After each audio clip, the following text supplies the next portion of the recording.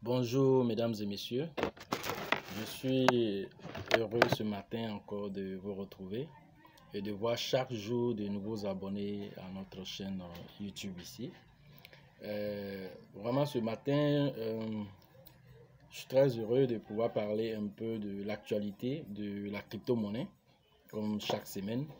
Vous êtes maintenant habitué de recevoir au moins une vidéo ou deux vidéos chaque semaine. Voilà, en fonction des réalités, en fonction de la disponibilité, nous faisons fort de pouvoir satisfaire quand même ces exigences de pouvoir vous produire une vidéo de qualité avec des informations de qualité chaque semaine. Donc aujourd'hui, nous allons parler du coronavirus qui fait un peu parler de lui actuellement, qui est une pandémie virale. Mais quel est l'impact de cette pandémie sur la chute du Bitcoin? Quel est l'impact de cette pandémie sur l'actualité même financière mondiale? C'est un peu de ça que nous allons parler ce matin. Mais nous allons beaucoup nous appesantir sur la partie du Bitcoin et puis les impacts là-dessus. Est-ce que c'est une opportunité ou bien est-ce que c'est une fatalité? Nous allons essayer de répondre à cette interrogation ce matin-là. Donc, parlant de coronavirus et tout ça, c'est une pandémie virale qui a déjà pris un peu partout en Europe. Maintenant, on est en train d'enregistrer même des cas en Côte d'Ivoire et même dans certains pays africains. Maintenant, son impact a été vraiment vérifié au niveau des finances. Nasdaq a été touché, a perdu plus de 20%. Et ça que Nasdaq, c'est les exchanges au niveau de la monnaie fiduciaire. En tout cas, la bourse traditionnelle a été fortement touchée par comment on appelle, l'information, comment on appelle, qui a fusé un peu partout, que bon, voilà, c'était une crise économique et tout ça. Donc, ça fait chuter. Parce que vous savez, les informations fondamentales qui sont donné un peu partout par les présidents. Par exemple, l'information que Macron a donnée la dernière fois, ça a eu un impact sur le marché aussi. Donc, tous ces aspects-là influencent le marché. Maintenant, à nous, notre niveau, qui sommes des crypto-enthousiastes, quel a été l'impact sur le Bitcoin? Nous avons vu un Bitcoin qui était à 9000 et quelques, qui a chuté brutalement, qui se retrouve aujourd'hui à cette heure-là, quand je regardais, il était à autour de 5000, 5360 exactement. Donc, est-ce que c'est le coronavirus qui a eu un impact sur le Bitcoin ou bien c'est une chute qui est due à autre chose? Donc, j'avoue que plein de youtubeurs, plein d'experts donnent leurs théories sur la question. Mais moi, à mon niveau, je vais aussi vous dire ce que je pense.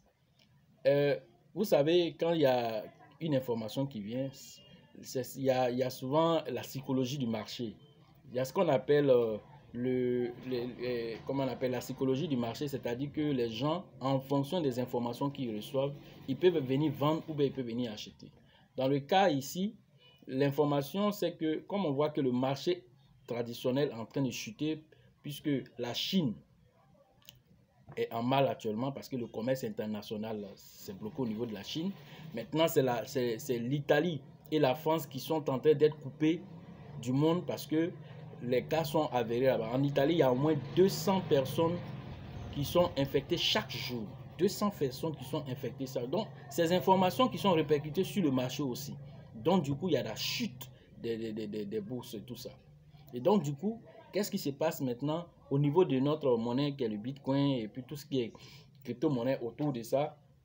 Nous constatons aussi une chute. Donc, certains vont dire aussi que bon, c'est lié à ça. Mais ce que moi je sais, c'est que le Bitcoin même, c'est une réserve. Au même titre que l'or, autant les gens vont retirer leur argent dans la monnaie fiduciaire pour aller payer de l'or, autant aussi les gens vont retirer leur argent aussi pour aller payer du Bitcoin qui est une réserve aussi. Donc, la chute du Bitcoin, pour moi, vraiment, je ne pense pas que l'influence du coronavirus ait comment on appelle, un impact là-dessus. Ça peut avoir un impact même à court terme sur ça, mais voir aujourd'hui le marché flamber jusqu'à ce niveau, certains vont bon train en disant que il y a eu un scam qui a été fait sur Ethereum et que ces personnes-là sont en train de vendre massivement des Ethers sur certains exchanges. Bitfinex, BitMEX, tout ça ont enregistré de fortes volatilités, de fortes ventes actuellement sur le marché. On ne sait pas exactement c'est dû à quoi? Mais ce sont des marchés de taille. Ce sont des marchés de taille que nous avons remarqué qui font évoluer le cours du Bitcoin. Et si on voit que ces marchés-là sont touchés, on peut dire, est-ce que c'est pas sell panique, c'est-à-dire que les gens qui paniquent pour aller vendre les crypto-monnaies par rapport à une information qu'ils ont reçue.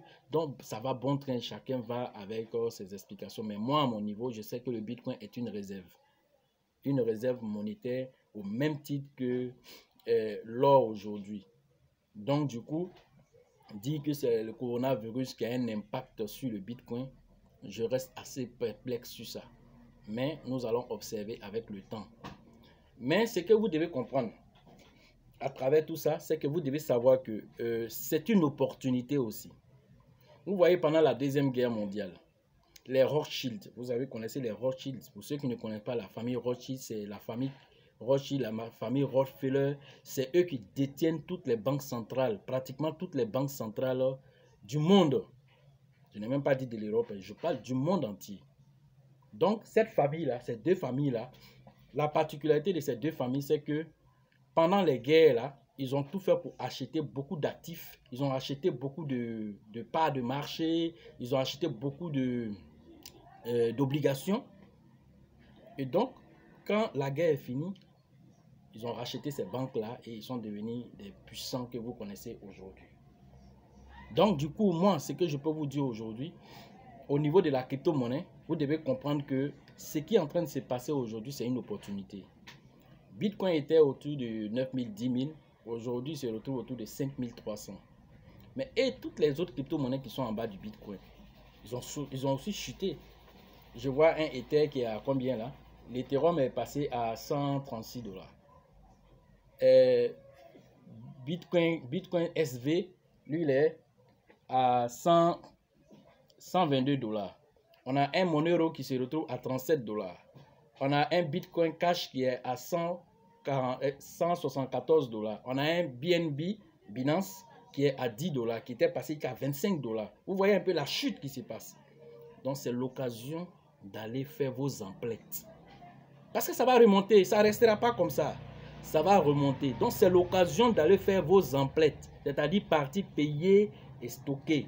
En tout cas, pour ceux qui ont de l'argent, c'est l'occasion pour eux actuellement d'aller faire les emplettes. Bon, prenons un cas comme BNB, qui a perdu qu'à 15 $ de sa position. Il dit bien 15 $. Mais si tu vas payer du BNB aujourd'hui qui remonte à sa position, ça veut dire sur chaque BNB que tu payes, tu as 15 $ de plus. Voilà ce que ça veut dire. Vous partez sur Ethereum qui était monté à près de 240 $ déjà. Il se retrouve aujourd'hui à 136 $. Si tu as un Ethereum, tu as 2 Ethereum, tu as 10 Ethereum, chaque Ethereum, quand il va remonter à sa position, peut-être que tu as au moins 100 $ de plus sur chaque Ethereum. Voilà les opportunités que vous ne voyez pas derrière cette crise. Donc, les baleines, on les appelle les baleines, ceux qui ont beaucoup d'argent et qui viennent payer les bitcoins. Ceux-là, ils manipulent le marché et ceux-là, c'est l'occasion pour eux de venir faire leurs emplettes et puis ils sont assis à attendre. Dès que la montée a commencé, ils commencent à vendre. Et c'est ce qui va se passer. Et la montée, forcément, va se faire parce que avec le halving day qui est en mai prochain, on sait que d'une manière ou d'une autre, avec la réduction de Bitcoin pour les mineurs qui passera de 12,50 à 6,25, forcément, il y aura un impact positif sur le marché. Donc, d'ici là, c'est le moment de faire les emplettes au niveau du Bitcoin. Donc, pour moi, je dirais que le coronavirus, aujourd'hui, si c'est lui qui a fait chuter le Bitcoin, ça reste à vérifier. Dans les deux cas, je vous dis, en tant que des crypto-investisseurs, en tant que des crypto-enthousiastes, vous devez savoir que c'est une opportunité à saisir. C'est une opportunité à saisir. Donc, ça, c'est le conseil en tant que formateur que je peux donner à ceux qui sont vraiment intéressés par tout ce qui est en train de se passer aujourd'hui. Ça, il faut vraiment saisir l'opportunité. Il faut être vraiment un investisseur. Et un investisseur attend toujours lorsqu'il y a une baisse avant de pouvoir réagir. Si vous ne réagissez pas au bon moment, ça va être compliqué pour vous. Au moment où vous allez voir que le Bitcoin est remonté à 10 000, à 20 000, et c'est là que vous allez commencer à vous exciter encore parce que ça serait maintenant la partie maintenant buy panique. C'est-à-dire que les gens seront en train d'acheter, acheter. Or, ce n'est pas le moment d'acheter. Ça, ce sera le moment de vendre maintenant. Donc, c'est-à-dire que les gens vont à contre-courant. Il faut aller dans la tendance. Est-ce que tu vois? C'est-à-dire qu'au moment où tout le monde est en train de courir pour aller acheter, peut-être c'est en ce moment que tu es en train de vendre. Au moment où tout le monde cherche à vendre, là, c'est maintenant que tu achètes. C'est ce que Warren Buffett, vous connaissez Warren Buffett, c'est lui qui a dit ça. C'est sa stratégie que lui il a donnée. Il dit, au moment où les gens deviennent gourmands, là, au moment où les gens deviennent gourmands pour aller acheter, là, lui en ce moment-là, il ne fait rien avec le côté achat. Au moment où les gens deviennent pessimistes, où ils ne veulent plus acheter, c'est là que lui va acheter. Donc c'est sa stratégie qui est là. Et quand on analyse, c'est une très bonne stratégie. Tout le monde s'embrouille actuellement par rapport au coronavirus, le Bitcoin est en train de chuter. Tu as un peu d'argent, tu vas payer autant de crypto-monnaies que tu peux, et puis tu stockes. Tu vas faire multiplier par 100, multiplier par 200, multiplier par 300, multiplier par 1000 même. Si tu sais choisir en tout cas. C'est pourquoi aussi la formation devient importante. Il ne s'agit pas aussi d'aller payer pour payer. Il s'agit d'avoir une bonne formation pour pouvoir choisir la bonne crypto-monnaie pour payer. Et bon, je ne vais pas être trop long. C'était juste pour vous donner cette information sur ma position concernant le coronavirus et tout ça. L'un dans l'autre, pour moi, c'est une opportunité. Donc, je voulais vous partager cela. Maintenant, on a deux news d'une certaine taille qu'on va vous donner. Et la première news, c'est au niveau du Zimbabwe. Le Zimbabwe, en 2018, a proscrit tout ce qui est crypto-monnaie, c'est-à-dire a demandé à toutes les banques de ne pas accepter les échangeurs qui viennent et souscrire à ces banques pour pouvoir permettre à ce que leur argent en crypto-monnaie soit transité là-bas. Le Zimbabwe a refusé cela en 2018. Mais il se trouve que dernièrement, le lundi dernier, le Zimbabwe s'est revu en train de donner une information lors d'un forum. L'une des banques les plus importantes a donné l'information que le Zimbabwe est maintenant favorable aux crypto-monnaies et qu'ils sont en train de tout faire pour réglementer tout ce qui est crypto-monnaie afin que tous les échangeurs qui étaient là puissent bénéficier de leurs services. Maintenant, pourquoi ce virement de situation? Ce virement de situation, ils expliquent que le monde est en train de muter vers la crypto-monnaie. Ils voient aujourd'hui que le monde est en train de muter vers la crypto-monnaie, donc il ne peut pas rester en marge, sinon il risque d'être dépassé. Sans oublier encore en vérité ce qui n'est pas dit comment on appelle, de façon, comment je vais dire, ce qui est voilé, ce qui est voilé, c'est qu'en vérité, l'inflation a pris de l'ampleur au Venezuela. C'est-à-dire que la monnaie locale même n'est plus vraiment une monnaie en tant que telle qui est trop utilisée. Et en plus de ça, ils n'ont plus encore de réserves monétaires internationales, ils n'en ont pas.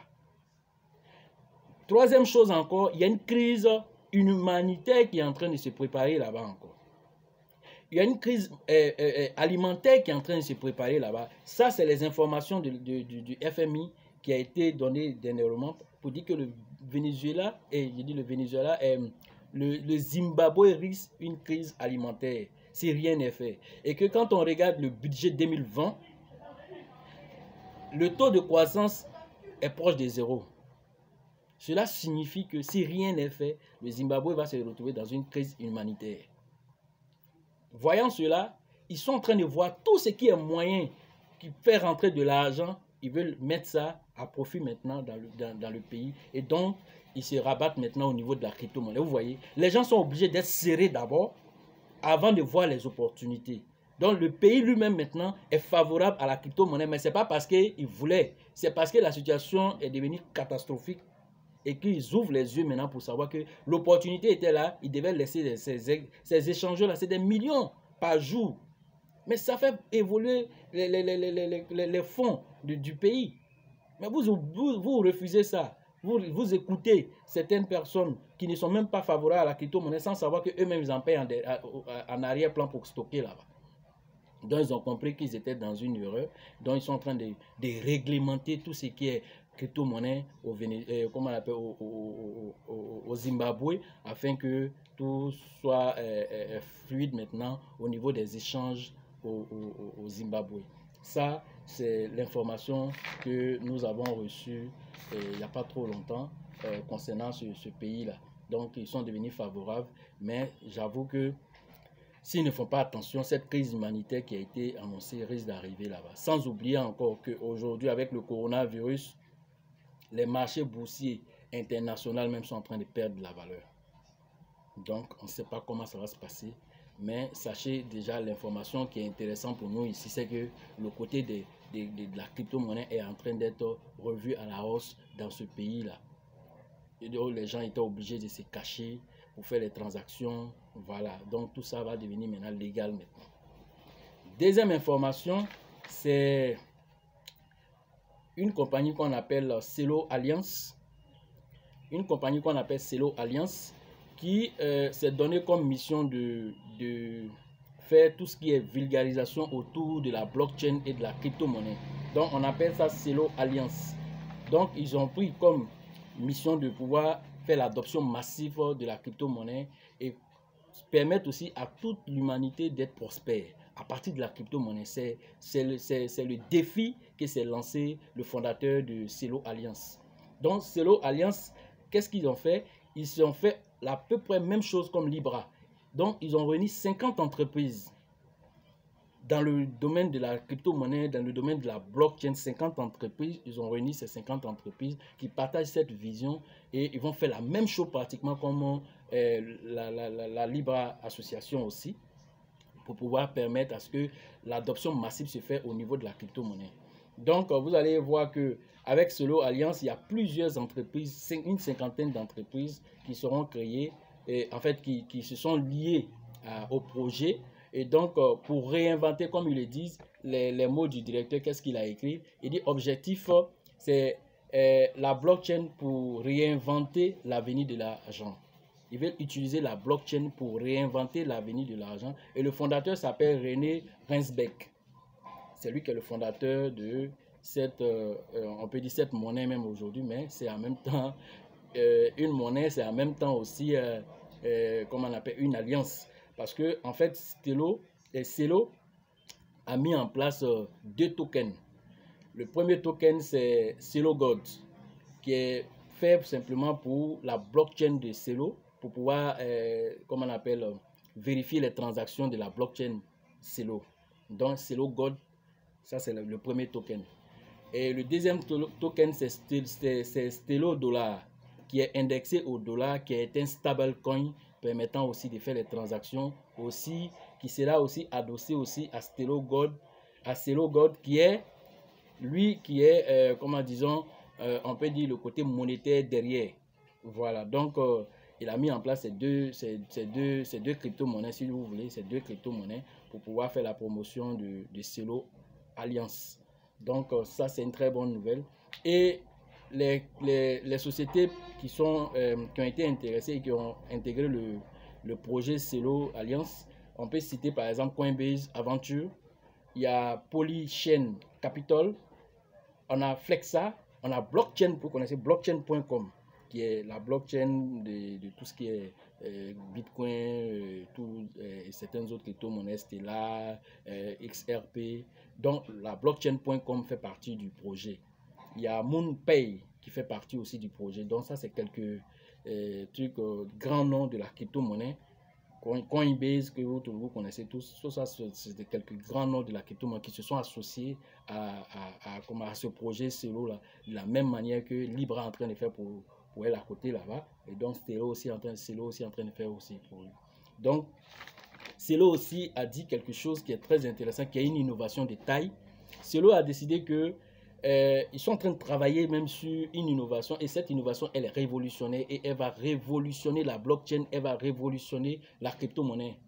C'est-à-dire, Celo va créer un wallet, c'est-à-dire un portefeuille, à partir duquel vous pouvez envoyer des crypto-monnaies à quelqu'un juste avec votre téléphone. C'est-à-dire, juste avec un numéro de téléphone, vous pouvez envoyer de l'argent à quelqu'un à partir de la blockchain Celo qu'ils sont en train de mettre en place. Vous voyez comme c'est intéressant. C'est-à-dire que juste avec un numéro de téléphone, vous envoyez, généralement, vous comprenez que tout ce qui est crypto-monnaie vit sur Internet.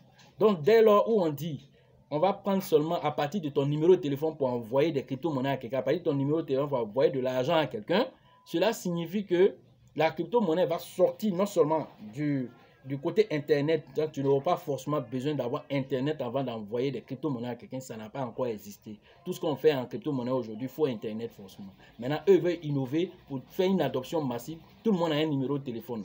Donc, à partir de ton numéro de téléphone, tu pourras envoyer des stablecoins à quelqu'un. Et ça va révolutionner encore l'adoption massive de la crypto-monnaie. Donc aujourd'hui, les 1% de la population qui sont informés seulement de la crypto-monnaie, on passerait à 2%, à 3%, voire même à 10% de la population mondiale qui vont se réveiller, sachant que la crypto-monnaie peut changer des vies. Voilà les informations que je pouvais vous donner ce matin sur tout ce qui est coronavirus, tout ce qui est opportunité au niveau de la crypto-monnaie qu'on pouvait saisir. Et donc, voilà ce que Leader Cool, Leader Lost pour certains, pouvait vous donner comme news ce matin. Et j'espère que vous avez été rassasiés ce matin de toutes ces bonnes informations pour l'avenir de la crypto-monnaie. Pour tous ceux qui sont des crypto-enthousiastes, suivez l'actualité, restez scotchés sur la chaîne LL Crypto Investissement. Je vous remercie.